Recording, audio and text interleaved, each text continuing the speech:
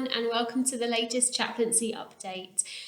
I hope you've had a great Easter and you've had a really good time celebrating with your families and that you've eaten lots of Easter eggs. Now, I'm not going to be one of those boring adults and says, don't eat too much chocolate, you'll make yourselves feel sick. Because the reason why the Easter egg is hollow, especially these chocolate ones, is because every time you eat an Easter egg, you're supposed to be remembering the fact that Jesus' tomb was empty when the women came to visit his body that day. So whenever you eat an Easter egg, you're actually remembering Jesus' resurrection and the fact that he died and rose again from the dead for you. So I say, eat those Easter eggs, make yourself feel sick if you want to, celebrate. Now is a time for celebration and enjoying yourself. So knock yourself out and eat as many of them as you can. We certainly have in my house. So yeah, that's what Easter eggs are all about, is remembering that Jesus rose from the dead. And now we are in the period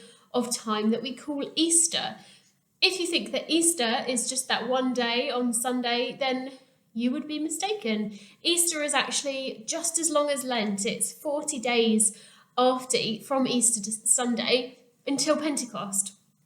So that's all the way until the end of May this year. So yeah, we've got 40 days of celebrating and enjoyment and being an Easter people and remembering that Jesus rose from the dead for us. That's what this time of year is all about.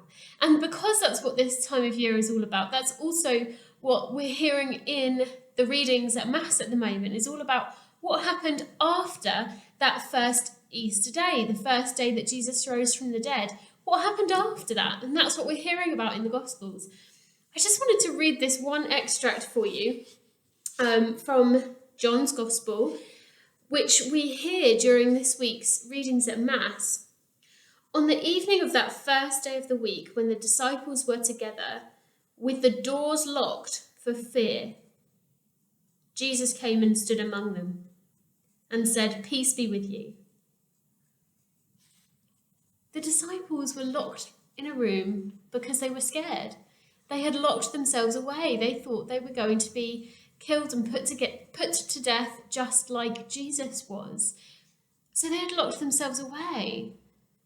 Does that ring any bells at the moment? We're kind of in a very similar position to the disciples right now. We are locked behind closed doors. We are with the people in our households, and that's it. We are staying out of sight, and there's a lot of fear.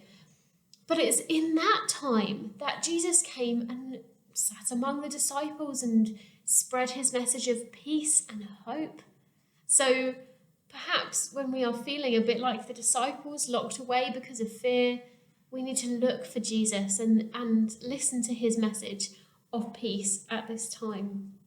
I really love this particular gospel because it's got one of my favourite disciples starring moments, which is doubting Thomas. Now, I'm sure you've all heard this story before, or you will have been familiar with it, that Thomas was one of the 12 disciples who, it just so happened, wasn't in that room when Jesus appeared among them, among the disciples. He wasn't there.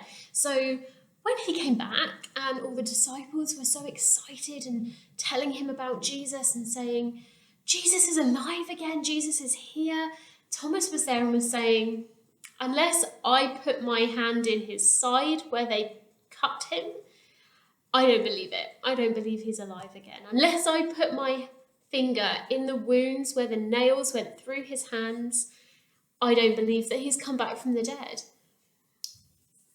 That is like so many of us at this moment in time. We could be looking around us and thinking, I don't see Jesus. Is he really here?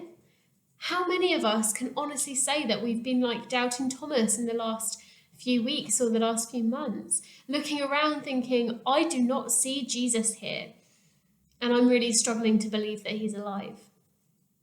But what Jesus did was he came to Thomas and he said, here, put your hand in my side. And Jesus then said these words, which I absolutely love. In fact, I'm going to try and find them. I haven't marked them, so hopefully I'll be able to find them. Here they are. It's in John's Gospel, chapter 20, verse 29.